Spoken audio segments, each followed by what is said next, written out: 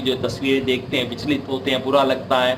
तो हम सब के लिए पहला सवाल, बड़ा सवाल ये कि क्या इस सुप्रीम कोर्ट के ऑर्डर से राहत मिलेगी? क्या मजदूरों की जो व्यथा कथा है, क्या इससे हम उम्मीद कर सकते हैं कि अब आजाद भारत का ये जो सबसे शर्मनाक एपिसोड हमने पिछले कुछ दिनों में देखा था, क्या वो रुकेगा?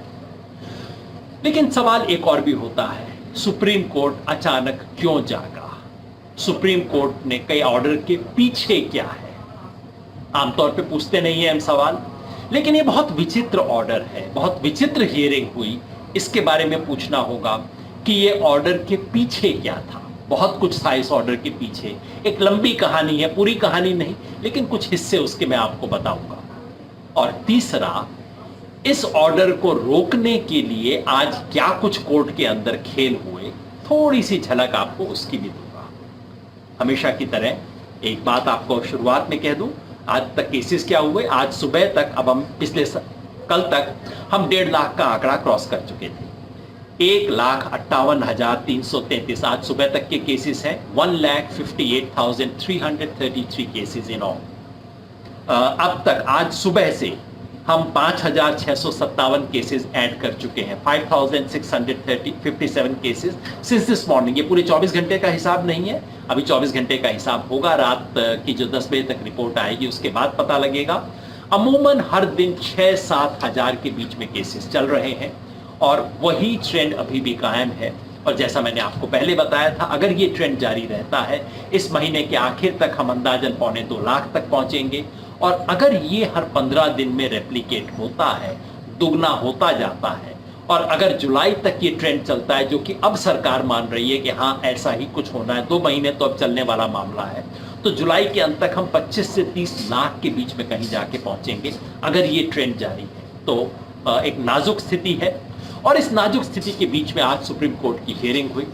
हियरिंग के आखिर में सुप्रीम कोर्ट ने आदेश दिए। आदेश ही है, अच्छे आदेश हैं। वो आदेश आपको याद होगा, पहले दिन से, जब से ये लॉकडाउन शुरू हुआ और वही गाजियाबाद यूपी बॉर्डर के ऊपर लोग आने शुरू हुए, तभी से हमने कहना शुरू किया था कि अब ट्रेन चलाइए, लोगों को भेजिए। हमने तो ये कहा था कि दरअसल लॉकडाउन का ऑर्डर आने से पहले आप 4 दिन दे देते, ट्रेन चला देते, एडिशनल ट्रेन चला देते, लोगों को कहते भाई जिसने जाना है गांव चले जाइए। उस वक्त खतरा नहीं था, उस वक्त पूरे देश में सिर्फ 500 केसेस थे, तब नहीं हुआ। उसके बाद गाजियाबाद में जब लोग पहुंचे, फिर हमने मांग की कि नहीं ट्रेन चले, ट्रेन नहीं चलाई गई, कुछ बसेस चलाई गई और सरकार ने ऑर्डर किया इनको आगे से कभी नहीं चलने देना, इनको रोको, रोकने के ऑर्डर हो गए। और उसके बाद पता नहीं क्या हुआ, टीवी से इमेजेस गायब हो गए। टीवी से इमेजेस गायब हो गए तो हम सब ने सोचा कि हो नहीं रहा, हो रहा था, माइग्रेंट्स चल रहे थे, पैदल चल रहे थे, लेकिन टीवी पे खबर नहीं आ रही थी। उसके बाद ये खबरें 1 मई के बाद दोबारा आनी शुरू हुई। सरकार ने कहा हाँ अब हम ट्रेन चलाएंगे। और ट्रेन चलाने के बाद क्या कुछ ड्रामा हुआ आप सबको पता है। पहले कहा गया ट्रेन चलाएंगे लेकिन सिर्फ सिलेक्टेड ट्रेन चलाएंगे। 2 दिन बाद सरकार का ऑर्डर आया, रिटर्न ऑर्डर आया, हम भूल जाते हैं। ऑर्डर था कि ये श्रमिक ट्रेन एक्चुअली श्रमिकों के लिए नहीं है, ये तो सिर्फ वो लोग जो बाई चांस बीच में फंस गए थे, सिर्फ उन लोगों के लिए है। और जो लोग नॉर्मली कहीं रहते हैं, यानी कि जो मजदूर दिल्ली में रह के दिल्ली में मजदूरी करता है, उसके लिए नहीं है। जो बाई चांस दिल्ली में, गुड़गांव में कहीं 5 दिन के लिए फंस गया था, सिर्फ वो जा सकता है, बाकी को नहीं जाने देना, ये ऑर्डर आया था। उसके बाद लोग और जाने शुरू हुए। कर्नाटका सरकार ने रोकने का ऑर्डर किया था। कर्नाटका सरकार ने कहा नहीं मजदूर चले जाएंगे तो हम कैसे काम करेंगे, रेल रोको, रेल को कैंसिल कर दिया था। हम सब लोगों ने बहुत उसके बाद प्रोटेस्ट किया, तब जाके रेल चली थी। ये सारा नाटक हुआ था। फिर हुआ कि इसका पैसा कौन देगा, मजदूरों ने अपनी जेब से पैसा दिया। जो अपने घर पैसा भेजते थे उन्होंने अपने घर से मंगवा के पैसा दिया। आज तक वो सिलसिला जारी था। और खेल ये था, राज्य सरकार कितना दे, केंद्र सरकार कितना दे। केंद्र सरकार तो 85% दे रही है, हम और दे नहीं सकते। ये सब खेल हुए। उसके बाद जब ट्रेन चली तो उसमें क्या हुआ वो आप देख रहे हैं। पिछले 5-7 दिन से रोज ये किस्से आ रहे हैं देश में। अब तक 9 लोग, कल रात को रेलवे ने ऑफिशियली माना कि हाँ 9 लोगों की डेथ हो चुकी है। ये सब किस्से अभी तक देश के अंदर हुए हैं। तो उसके बाद ये सुप्रीम कोर्ट का ऑर्डर आया है। हम क्या मांग कर रहे थे? हमने कहा था कि सिंपल होना चाहिए। ये जो 7 पॉइंट का फॉर्मूला जो मैं आपको बताता रहता हूं, उसमें हमने सुप्रीम कोर्ट से तो नहीं, सरकार से कहा था ये बात सुप्रीम कोर्ट तक जानी ही नहीं चाहिए, सरकार को फैसला करना चाहिए। हमने कहा था कि 10 दिन के भीतर भीतर सब मजदूरों को, जो अपने घर जाना चाहते हैं, जो नहीं जाना चाहता ना जाए, जो जाना चाहता है उसे 10 दिन के अंदर घर पहुंचाने की जिम्मेवारी सरकार ले। जो इंटरस्टेट ट्रेन और बस हैं उनको चलाने की जिम्मेवारी केंद्र सरकार ले, उसका पैसा केंद्र सरकार दे। और एक बार जब वो ट्रेन स्टेशन पे पहुंच गए, बड़े बस अड्डे पे पहुंच गए, उसके बाद गांव तक पहुंचाने की जिम्मेवारी राज्य सरकार ले ले। जो लोग सड़क पे हैं उनको ट्रेन स्टेशन तक पहुंचाया जाए, उनको खाना दिया जाए, उनको रिलीफ दिया जाए। ये सब बातें हमने कही थी और कहा था इसके लिए जरूरत है प्राइवेट व्हीकल लीजिए, आर्मी का इस्तेमाल कीजिए। क्या कहा गया? ये बातें संभव नहीं है, ये हम कैसे कर सकते हैं। आज सुप्रीम कोर्ट का जो ऑर्डर आया है, ऑर्डर में 6 मुख्य बिंदु। पहला बिंदु कहता है जो मजदूर जाने वाले हैं उनसे ट्रेन का किराया नहीं लिया जाएगा। जो बात हम पिछले कई दिन से कह रहे हैं, किराया मत लीजिए। और सुप्रीम कोर्ट ने कहा है किराया राज्य सरकार देगी। अब सुप्रीम कोर्ट ने राज्य सरकार पे क्यों जिम्मेवारी डाली, मैं तो समझता नहीं। केंद्र सरकार का काम होना चाहिए, ट्रेन केंद्र सरकार चलाती है और ये सब सरकार के देश के नागरिक हैं। पर चलिए, राज्य सरकार दे, केंद्र सरकार दे, पर कम से कम सरकार दे। मजदूर की जेब से पैसा नहीं जाएगा, ये सुप्रीम कोर्ट ने साफ कहा। दूसरा जो बात कही जानी चाहिए थी कि जिस राज्य से शुरू हो, शुरुआत में उनको खाना और पानी देने का काम राज्य सरकार का है, और एक बार ट्रेन पे चढ़ गए तो ट्रेन के अंदर उनको खाना और पानी देना दोनों की जिम्मेवारी रेलवे की है। सामान्य सी बात है, सुप्रीम कोर्ट को क्यों कहनी पड़े। और रेल इतने दिन से कह रही है हम तो करेंगे, और हमारे को खबर क्या मिल रही है, लोग टॉयलेट से पानी पी रहे हैं, प्यासे मर रहे हैं, स्टेशन के ऊपर आके झपट के लूट रहे हैं बॉटल्स को, और उस सब के बावजूद भूख और प्यास से लोग मर रहे हैं। ये सब खबर आ रही थी। तो अब सुप्रीम कोर्ट का स्पष्ट ऑर्डर आया है कि ये नहीं होगा। तीसरा, जो माइग्रेंट वर्कर इंतजार कर रहे हैं, क्योंकि आप स्टेशन पहुंच गए, पता लगा 2 दिन बाद ट्रेन चलेगी, आपको किसी ने खबर दे दी, आप भागे भागे वहां पहुंचे, ट्रेन मिली नहीं, लोग इंतजार कर रहे हैं। तो सुप्रीम कोर्ट का तीसरा आदेश है कि जो माइग्रेंट वर्कर इंतजार कर रहे हैं उनको खाना देने की जिम्मेवारी सरकार की होगी, और उनको पूरी सूचना दी जाएगी कि आपकी ट्रेन कब है। ट्रेन 4 दिन बाद जाएगी, 5 दिन बाद जाएगी, परसों जाएगी, आपका नंबर है नहीं है। इतना कंफ्यूजन है, आप दिल्ली के अंदर घूम के देख लीजिए। बैठे रहते हैं लोग लंबे लंबे, सुबह 4 बजे लाइन में लग जाते हैं, रात 8 बजे पता लगता है कि हाँ आपको अभी रुकने की टाइम मिलेगा, ट्रेन कब आएगी अभी कह नहीं सकते आप। तो सुप्रीम कोर्ट ने कहा है कम से कम उनकी देखभाल करना राज्य सरकारों की जिम्मेवारी है। चौथा बड़ा आदेश, जो माइग्रेंट वर्कर सड़कों पे अभी चल रहे हैं और आज भी चल रहे हैं, रोज मैं उसकी पिक्चर ट्वीट करता रहता हूं, बताता रहता हूं, जो भी माइग्रेंट वर्कर सड़क पे चल रहे हैं, चलने को मजबूर हैं, उनकी जिम्मेवारी, उनको तुरंत शेल्टर दिया जाएगा, उनको खाना दिया जाएगा, तमाम फैसिलिटीज दी जाएंगी। एक और बात कोर्ट जोड़ सकता था, पता नहीं क्यों जोड़ा नहीं, कह सकते थे कि उन्हें तत्काल नजदीक के रेलवे स्टेशन तक ले जाया जाएगा या बस स्टैंड तक ले जाएगा जहां से उनको बस या ट्रेन मिल जाएगी। ये काम भी सुप्रीम कोर्ट कर सकता था। छोटी बिंदु है, रह गया होगा, कई बार ऑर्डर के अंदर छोटी चीजें रह जाती हैं। मामला बड़ा है, छोटा नहीं, लेकिन उम्मीद करनी चाहिए कि इम्प्लिसिट है कि आप उनको सड़क पे जब रोक के बैठाएंगे, खाली बैठा के रखेंगे नहीं, उनको स्टेशन तक पहुंचा देंगे। 5वां ऑर्डर है कि सरकार, केंद्र सरकार इसकी पूरी सूचना देगी कितने मजदूर जाने का इंतजार कर रहे हैं, कितने मजदूर है, कितनों का नंबर आ रहा है, रजिस्ट्रेशन होगा कैसे होगा, इसकी सारी वेबसाइट की जाएगी। वेबसाइट इस्तेमाल नहीं करते, लेकिन मैंने देखा अभी माइग्रेंट वर्कर्स हैं, वेबसाइट वगैरह भी जान गए हैं, ढूंढ लेते हैं, ये कुछ सूचना मिलती नहीं है। तो उम्मीद करनी चाहिए, इससे हमें पहली बार पता तो लगेगा। अब तक पता भी नहीं है कि कुल मिला के राज्यों में कितने मजदूरों ने रजिस्ट्रेशन करवाया है कि हम पहुंचना चाहते हैं। तो अच्छा आदेश है, इससे सूचना मिलेगी, फायदा होगा। और छवा, जब भी राज्य सरकारें कभी भी रिक्वेस्ट करेंगी कि हमें ट्रेन चाहिए, तो रेलवे उनको ट्रेन उपलब्ध करवाएगा। छवा आदेश, जरूरत नहीं होनी चाहिए थी, क्योंकि सरकार तो कह रही है भाई हम तो सब काम कर रहे हैं, लेकिन आज सुप्रीम कोर्ट ने कहा नहीं, आप एक्चुअली कर नहीं रहे हो, आप हमारी आंख में धूल झोंक रहे हो। सरकार को सुप्रीम कोर्ट को कहने पे मजबूर होना पड़ा। पता है इसमें क्या कुछ हुआ खेल, आप कल अखबार में विस्तार से पढ़िएगा। सुप्रीम कोर्ट ने सुओ मोटो कॉग्निजेंस लिया, कहा कि भाई हम स्वयं अपने विवेक से इस केस को सुनेंगे।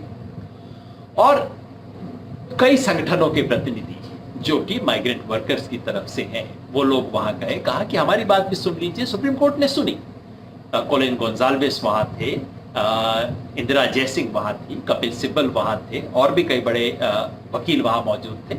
उन वकीलों ने माइग्रेंट वर्कर्स की बात सरकार के कोर्ट के सामने रखी, कोर्ट ने सुनी। और सरकार के प्रतिनिधि के रूप में वहां थे तुषार मेहता जी, जो सॉलिसिटर जनरल है। सॉलिसिटर जनरल का क्या काम होता है? किसी बड़े केस में जाके सरकार की तरफ से प्रतिनिधित्व करना। और जब पीआईएल होता है, पीआईएल किसी के खिलाफ मुकदमा नहीं है, तकनीकी भाषा में कहें तो एडवर्सेरियल लिटिगेशन नहीं होता, मैं बनाम किसी और के नहीं होता। और इस तरह की लिटिगेशन में मैं खुद सुप्रीम कोर्ट में गया हूं। सुप्रीम कोर्ट कहता है भाई ये दो लोगों के बीच में झगड़ा नहीं है, हम सब लोगों को मिलकर एक रास्ता बनाना है। तो सरकारी वकील भी उसके अंदर सुझाव देता है, हाँ ऐसे कर सकते हैं। जिस पार्टी ने पीआईएल दिया है वो भी सुझाव देती है, हाँ जी इसको इस तरह से सुलझा सकते हैं। दोनों मिलकर सहयोग दे के करते हैं, यही पीआईएल की स्पिरिट है। लेकिन आज इस देश के सबसे बड़े वकील सॉलिसिटर जनरल, जो अटॉर्नी जनरल के बाद होते हैं, क्योंकि अटॉर्नी जनरल सरकार का केवल वकील नहीं होता, सॉलिसिटर जनरल ने आज क्या किया, हर इस्तेमाल किया सुप्रीम कोर्ट को इस फैसले से रोकने के लिए। कहा कि ये सब काम तो हमने कर दिया। सुप्रीम कोर्ट ने कहा नहीं, ये एविडेंस कैसे आ रहा है? कहा कि ये तो लोग झूठ बोल रहे हैं। सॉलिसिटर जनरल ने कहा कि झूठ बोला जा रहा है कोर्ट के अंदर। क्या क्या रंग बिरंगे एक्सप्रेशन यूज किए कि साहब ये सोशल मीडिया के ऊपर लोग हैं, पता नहीं कैसी बातें चलाते हैं, ये तो वल्चर्स हैं। वल्चर हम जैसे लोगों के बारे में शायद इशारा कर रहे थे कि ये तो गिद्ध लोग हैं, सिर्फ लोगों की लाशें दिखाना इनका काम है, कोई समस्या है नहीं, सरकार सारी चीजें हैंडल कर रही है। अब बताइए बड़ी चीज के अंदर एक आधी छोटी मोटी गलती तो हो जाती है। पता लगा 40 ट्रेन गलत डेस्टिनेशन पे पहुंच में खड़े ना, बड़े बड़े शहरों में छोटी छोटी बातें हो जाती हैं। इस तरह की चीजें कह रहे थे। सुप्रीम कोर्ट ने कहा कि ये जो मजदूर हैं सड़क पे हैं, इनको पानी दे देना चाहिए, इनको आश्रय दे देना चाहिए। कोर्ट ये डिक्टेट कर रहा था ऑर्डर। सॉलिसिटर जनरल ने कहा ना ना ना ना, आप अगर ऐसा आदेश देंगे तो आप तो लोगों को भड़का रहे हैं, ऐसा करने पे तो और लोग सड़क पे आ जाएंगे, कृपया ऐसा आदेश न दीजिए। आप सोचिए, सरकार का प्रतिनिधि, और ये जवाब अब तुषार मेहता से नहीं मांगा जाना चाहिए, क्योंकि तुषार मेहता वहां केंद्र सरकार के प्रतिनिधि के रूप में बोल रहे थे। इसलिए ये जवाब अब पीयूष गोयल से मांगा जाना चाहिए, ये जवाब नरेंद्र मोदी जी से मांगा जाना चाहिए कि आप ये बुलवा रहे थे कोर्ट में, आप कोर्ट में कहलवा रहे थे कि जो इंसान सड़क पे चल रहा है, किस किस अवस्था में चल रहा है हमने देखा था, उसको पानी नहीं देना चाहिए, उसको आश्रय नहीं देना चाहिए, दे देंगे तो समस्या हो जाएगी। कोर्ट ने कहा कि भाई चीज ठीक नहीं है, जहां ट्रेन की जरूरत हो वो आए, उसका विरोध कर रहे थे सॉलिसिटर जनरल ने। और जिस तरह की चीजें कोर्ट में संभव नहीं है, कल्पना नहीं कर सकते। कपिल सिब्बल वहां थे, नेता के रूप में नहीं, वकील के रूप में खड़े थे। वो कह रहे थे कि इनकी स्थिति बहुत खराब है, और देश का सॉलिसिटर जनरल वकील से पूछ रहा है आप बताइए आपने क्या किया है इनके लिए। वो तो कपिल सिब्बल के पास बहुत अच्छा जवाब था। कपिल सिब्बल ने दनाक से बोल दिया 4 करोड़ रुपए दिए। भाई मेरे जैसे आदमी के पास तो ऐसा पैसा नहीं है, मैं जाके कोर्ट में बोल नहीं सकता। ये जो भाषा बिल्कुल सड़क छाप नेता इस्तेमाल करते हैं, आपको ध्यान होगा मेरे बारे में साहिब सिंह वर्मा जी के सपुत्री कहना चाहिए, परवेश जी ने जो कहा था कि योगेंद्र यादव बताएं, ये बुद्धिजीवी बताएं, ये खुद क्या करते हैं, उनको हमने करारा जवाब दे दिया। आपने देखा होगा, हमने उन्हें दिखा दिया कितने हजार लोगों का हम सपोर्ट करते हैं, क्या क्या किया है, अर्थशास्त्रियों ने क्या क्या किया है, उनको बेचारों को बड़ी जरूरत थी तो हमने फुटेज भी लगा दिया जहां मैं अपने हाथ से लोगों को खाना दे रहा हूं। लेकिन मान लीजिए ना दे रहा होता तो सवाल नहीं पूछ सकते। सुप्रीम कोर्ट में देश का सॉलिसिटर जनरल पूछता है कि आपने क्या किया, वकील से पूछता है कि तुमने क्या किया, नहीं तो चुप हो जाओ। और ये जनरल हैं जिन्होंने आज से सुप्रीम कोर्ट में हलफनामा दिया था कि एक व्यक्ति इस वक्त सड़क चल रहा है देश में। कायदे से तो सुप्रीम कोर्ट को उनसे पूछना चाहिए ना, इनसे बाद में पूछो तुम बताओ तुमने हलफनामा कैसे दिया था। झूठ सुप्रीम कोर्ट से, शायद पूछा नहीं कोर्ट ने उनसे कि ऐसे क्यों बोला था।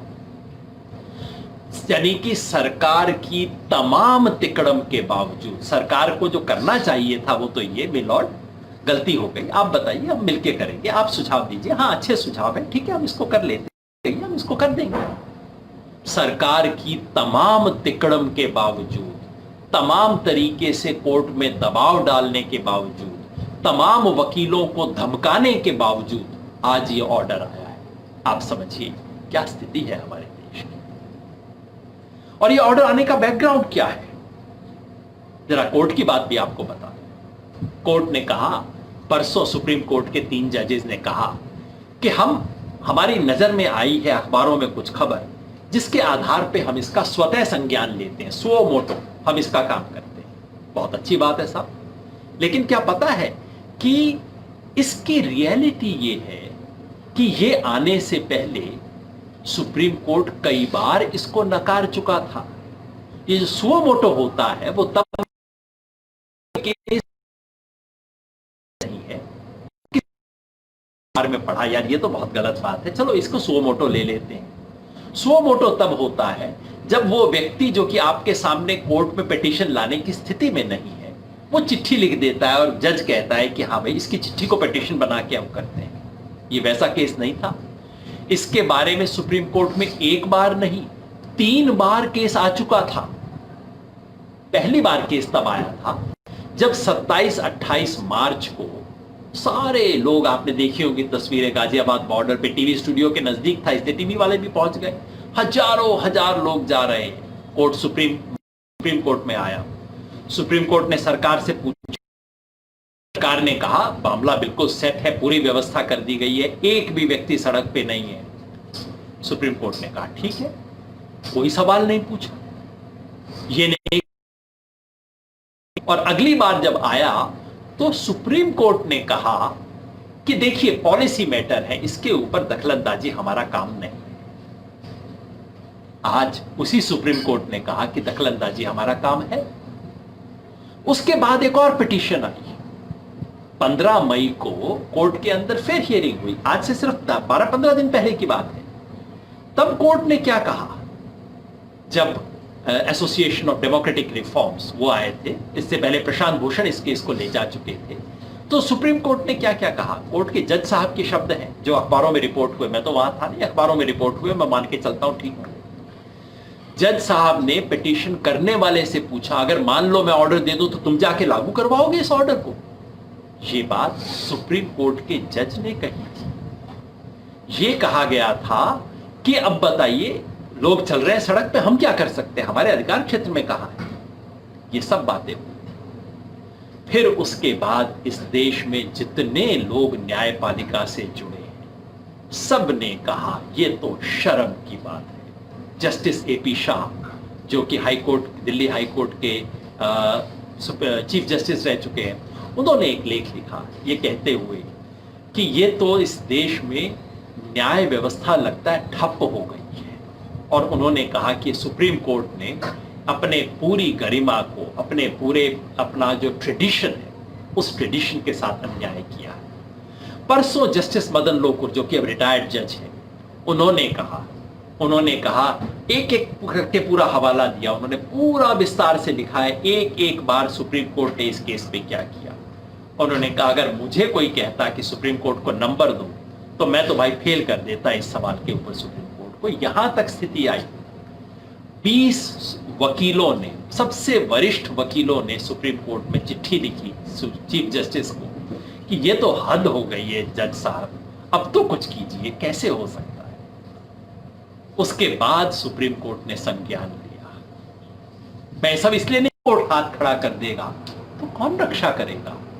आज हम उस हालात से गुजर रहे हैं जहां सुप्रीम कोर्ट ने इतनी दिक्कत के बाद, इतनी परेशानी के बाद, इतनी हीलो हुज्जत के बाद, इतना ड्रैग करने के बाद, 2 बार केस को डिसमिस करने के बाद, वो इसको पोस्टपोन करने के बाद फिर कहा चलिए आज सुनवाई कर, रेलवे ने पहुंचा दिया है। आप समझिए इतने ही लोग बसों वगैरह से पहुंच गए होंगे और 10-20 लाख अपने पांव पे चल के भी पहुंचे होंगे। तो अभी तक उस 8 करोड़ में से 80 लाख, हो सकता है 1 करोड़ तक लोग वापस पहुंचे, अभी भी बाकी।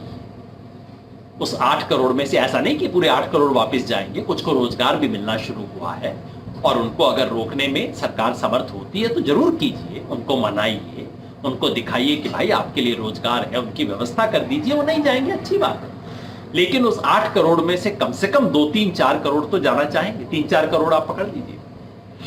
अभी भी जितने लोग गए हैं उससे 2 गुना लोग कम से कम बाकी हैं जो जाना चाहते हैं। तो ऑर्डर बहुत देर से आया है, लेकिन फिर भी महत्वपूर्ण ऑर्डर है। सम्मान करना चाहिए, सैल्यूट करना चाहिए जज साहिबान का कि अब तो इस देश की न्याय व्यवस्था कम से कम बोली। लेकिन मामला खत्म नहीं हुआ है। आप ये मत सोच लीजिए कोर्ट का ऑर्डर आ गया अब सब कुछ ठीक हो जाएगा, नहीं।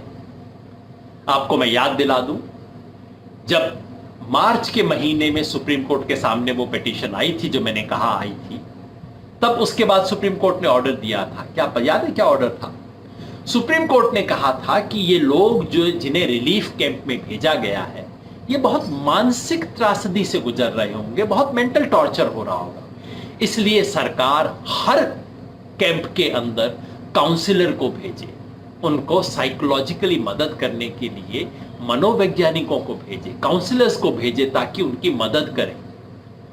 एक भी जगह नहीं भेजा गया। सुप्रीम कोर्ट का ऑर्डर था, कहीं पालना नहीं हुई और शायद सुप्रीम कोर्ट ने भी पलट के नहीं पूछा कि भाई क्या हुआ। शायद क्या नहीं पूछा, पूछना चाहिए था ना। सुप्रीम कोर्ट के सामने हलफनामा दे के झूठ बोला सरकार ने 31 मार्च को। एक भी व्यक्ति सड़क पे नहीं है। सुप्रीम कोर्ट के सामने हलफनामा दे के झूठ बोलना अपराध है। सुप्रीम कोर्ट चाहे तो हलफनामा एमएचए की तरफ से दायर किया गया था, मिनिस्ट्री ऑफ होम अफेयर्स की तरफ से। कोर्ट चाहता तो एमएचए के सेक्रेटरी को जेल भेज सकता था इस अपराध में, नहीं हुआ। इसलिए मैं कह रहा हूं, आप ये मत मान लीजिए कि कोर्ट ने आदेश दे दिया और कल से सब कुछ ठीक हो जाएगा, नहीं। अब मीडिया की जिम्मेवारी है, अब आपकी और मेरी जिम्मेवारी है। कल सुबह से सुप्रीम कोर्ट के आदेश की जहां जहां अवमानना होती है उसको हाईलाइट कीजिए, देश के सामने लेके आइए, दिखाइए कि क्या सच्चाई है। अगर पालना हो जाती है तो ताली बजा दीजिए, नहीं होती है तो उसको सामने लेके आइए, क्योंकि इस देश की सबसे बड़ी ट्रेजेडी से हम गुजर रहे हैं। मैं आपको याद दिलाना चाहता हूं, पिछले 2 महीने से हमने दुनिया भर में कोरोना वायरस की तस्वीर देखी है, दुनिया भर में ट्रेजेडीज हुई हैं, दुनिया भर में मौत हुई है। लेकिन आप मुझको बताइए, आपने कहीं दुनिया के किसी देश से फोटो देखा है कि लोग सर के ऊपर सामान उठा के पैदल चल रहे हैं? अमेरिका इंग्लैंड की बात नहीं करता मैं, आपने अफ्रीका से ये तस्वीर देखा है, नेपाल से तस्वीर देखा है, सब सहारन अफ्रीका देश, दुनिया के हमसे ज्यादा गरीब देश जो हैं वहां भी ये नहीं हो रहा। इस तरह की भयंकर ट्रेजेडी सिर्फ इंडिया में होती है और उसके लिए हमें लोगों को अकाउंटेबल बनाना चाहिए। आमतौर पे मैं बातें नहीं कहता, आमतौर पे लोगों का नाम नहीं लेता, लेकिन आज एक बात हमें कहनी चाहिए, इस देश के रेल मंत्री को अपने पद पे रहने का कोई अधिकार नहीं। वो रेल मंत्री जो ट्रेन चालू नहीं करवा सका, ट्रेन चालू हुई उसके 2 दिन बाद जहां जिसने ऑर्डर निकलवाए कि नहीं, ये श्रमिक ट्रेन श्रमिकों के लिए नहीं है, ये तो सिर्फ जो टूरिस्ट और दूसरे लोग फंस गए हैं उनके लिए है। वो रेल मंत्री जिसने लोग श्रमिकों से पैसे की वसूली करवाई, वो रेल मंत्री जो इसका इंतजाम ना कर सका कि हर जगह टाउट और दलाल वो 600-800 की टिकट 2000-2500 में बेच रहे हैं, वो रेल मंत्री जो कि ट्रेन एक जगह से दूसरी जगह चल सके, ठीक जगह से पहुंच जाए, समय से 2-4 घंटा लेट सही पहुंच जाए, उसका इंतजाम ना कर सका। 2 दिन के सफर की गाड़ी 9 दिन में पहुंच रही है, गाड़ी जानी थी बिहार, पहुंच रही है बेंगलोर। वो रेल मंत्री जिसके रहते हुए 9 लोग ट्रेन में मर जाते हैं पानी की वजह से, पानी न मिलने की वजह से, भूख की वजह से, उस रेल मंत्री को इस देश का रेल मंत्री रहने का कोई अधिकार नहीं। इस्तीफा देना चाहिए, सरकार को इस्तीफा मांगना चाहिए। डिसमिस कीजिए या इस्तीफा लीजिए। वैसे मैं कहता हूं ना, आज इस्तीफा मत दें, पहले जो सारा रायता फैलाया उसको समेटिए और उसके बाद इस्तीफा दीजिए। सहमत हैं आप? तो एक बड़ा आदेश आया है, इस आदेश का स्वागत करना चाहिए। सुप्रीम कोर्ट इस देश का न्याय का सर्वोच्च मंदिर है। मंदिर के पुजारी से लाख शिकायत हो, मंदिर से शिकायत नहीं हो सकती है। वहां जाएंगे, उम्मीद है कि ये जजमेंट से रिलीफ मिलेगा। अब एक ही उम्मीद है कि ये जजमेंट लागू हो जाए। अगर आपको लग रहा है कि अब भी आपको भरोसा नहीं है क्योंकि पिछली बार लागू नहीं हुआ था, तो लागू हो जाए। बस अब हम ये इसकी कामना करें। एक बड़ी चीज हो गई है, मैं आपको याद दिला दूं, ये 7 पॉइंट एजेंडा जो हमने देश के सामने रखा था, उसका पॉइंट नंबर 1 यही था। सलाम है सुप्रीम कोर्ट को कि चलिए, सरकार ने उस पॉइंट नंबर 1 को लागू नहीं किया, सुप्रीम कोर्ट ने लागू करवा दिया। अब दूसरे पॉइंट की बारी है। दूसरा पॉइंट क्या था? Free treatment. सुप्रीम कोर्ट ने सरकार से कुछ सवाल पूछे एक दूसरे मामले के अंदर, इसमें नहीं। सुप्रीम कोर्ट की एक दूसरी बेंच ने सवाल पूछे, बड़ा सिंपल सवाल पूछा है कि हमें लिस्ट दीजिए देश में कौन कौन से वो अस्पताल हैं जिन्होंने सरकार से जमीन फ्री ली है, सस्ते में ली है, ये कहते हुए कि हम तो समाज का काम कर रहे हैं। उन अस्पतालों से क्या सरकार कहेगी कि अब जो कोरोना के मजदूर मरीज आ रहे हैं इनका इलाज कीजिए? कहना चाहिए ना। सुप्रीम कोर्ट ने शुरुआत की है। उम्मीद करता हूं जैसे पॉइंट नंबर 1 लागू हो गया है, कम से कम कागज पे लागू हो गया है, उसी तरह से पॉइंट नंबर 2 भी लागू होगा, फ्री इलाज। और फ्री इलाज के बारे में सिंपल बात कह दूं, टेस्ट से लेके आगे वेंटिलेटर तक पहुंचते नहीं है। जिसका टेस्ट हो, पॉजिटिव पाया जाए, उसमें से 1-2% ही वेंटिलेटर पे पहुंचेंगे। ऐसी कोई खतरनाक बीमारी ये नहीं है, लेकिन वहां तक पूरा इलाज हो, फ्री इलाज हो, ये सरकार की जिम्मेवारी बनती है। सरकार अपने हॉस्पिटल में करवा सके, बहुत बढ़िया। प्राइवेट अस्पताल के बेड सरकार को लेने पड़े, बिल्कुल लेने चाहिए। और जरूरत हो तो इन बड़े बड़े प्राइवेट हॉस्पिटल्स को, जो बड़ी बड़ी होटल चला रखे हैं, हॉस्पिटल तो नाम के, बड़े बड़े इतने पैसा बनाने के धंधे चला रखे हैं, कम से कम ऐसे में सरकार कह सकती है कि ना भाई, अब आपको कम से कम देश के लिए करना पड़ेगा। एक सिंपल तरीका, मैं नहीं कहता कि उस पर जबरदस्ती आप फ्री कर दो। और ये जो 5 स्टार होटल चल रहे हैं उनको आप कह दीजिए भैया 5 स्टार जिसने सेवा करवानी है वो अपना करवाइए, हजारों रुपए लाखों रुपए दीजिए। लेकिन इस देश के हर हॉस्पिटल को कहना चाहिए, खासतौर पे मुंबई और दिल्ली में जहां संख्या इतनी तेजी से बढ़ रही है, जहां सरकारी फैसिलिटी एग्जॉस्ट हो चुकी है, वहां प्राइवेट हॉस्पिटल के बेड्स को सरकार ले, अपने मरीजों को वहां भेजे और जो सरकारी रेट है उसके हिसाब से इन अस्पतालों को कुछ मिनिमम पेमेंट, कॉम्पेंसेशन, रिएम्बर्समेंट करना है, कर दे। मैं नहीं कहता सर आप अस्पतालों के पे डकैती कीजिए, लेकिन उनको एक मिनिमल सरकारी रेट पे किया जाए। अगर महीना 2 महीना कम कमाई हो जाएगी कोई बात नहीं, अगर महीना 2 महीना घाटा भी हो गया कोई बात नहीं। अभी आधा घंटा पहले मैं एक चैनल पे था, वहां बड़े प्राइवेट हॉस्पिटल के बड़े से डॉक्टर साहब बैठे हुए थे और कह रहे थे हमारी आर्थिक स्थिति ये है, हमारी इकोनॉमिक कंसिडरेशन भी है। मैं इतना ही कहना चाहता हूं डॉक्टर साहब, ऐसे में इकोनॉमिक कंसिडरेशन की बात मत कीजिए। ये देश का मामला है, देश के लिए, और डॉक्टर तो भगवान मानते हैं लोग। ऐसी स्थिति के अंदर देश की तमाम मेडिकल फैसिलिटीज के बारे में हो, ये पॉइंट नंबर 2 है। लेकिन आज हम एक कम से कम एक राहत महसूस कर सकते हैं कि पॉइंट नंबर 1 कागज पर एटलीस्ट हो गया है, अब जमीन पर भी हो जाए। हम इसकी निगरानी रखेंगे, इसकी खबर मैं आप तक लेके आऊंगा। सारे मीडिया भी अब कम से कम सतर्क है इस मामले पे, और उन मीडिया के तमाम साथियों का धन्यवाद करना चाहिए, विशेष रूप से उन संगठनों का जिन्होंने इन स्ट्रैंडेड वर्कर्स के सवाल को बार बार उठाया। स्ट्रैंडेड वर्कर्स नेटवर्क स्वान करके है, राजस्थान के अंदर मजदूरों का एक संगठन है, झारखंड के अंदर झारखंड का एक संगठन में नाम भूल रहा हूँ तो माफ कीजिएगा, पर ये राजस्थान में, झारखंड में, बेंगलोर से तमाम संगठनों ने पिछले महीने 1.5 महीने से जिस सिस्टेमेटिक तरीके से इस सवाल को उठाया, और कम से कम पिछले 15 दिन में मीडिया के साथियों ने भी जिस तरीके से इस सवाल को उठाया, उन सबको सलाम। अभी भी इस देश में आवाज उठाने पे कुछ होता है, ये विश्वास बनता है। बहुत बहुत धन्यवाद। अगर कोई बहुत महत्वपूर्ण और ऐसा सवाल नहीं है जिसका जवाब देने लायक हो, क्योंकि ज़्यादातर सवालों का मैंने जवाब दे दिया है, तो इसको छोटा रखने का ही मेरा इरादा था। आपने इस बात को सुना, हम सब लोग इसके पीछे रहेंगे, इसकी पड़ताल करते रहेंगे, और वो जो 7 पॉइंट एजेंडा हमने तय किया था, ध्यान है ना, वो 7 पॉइंट के ऊपर हम चलेंगे, और अब हम मिलके एक नेशनल एक्शन प्लान बनाएंगे। नेशनल एक्शन प्लान बनाए, इस नेशनल एक्शन प्लान को लागू किया जा सके इसका इंतजाम हम करेंगे।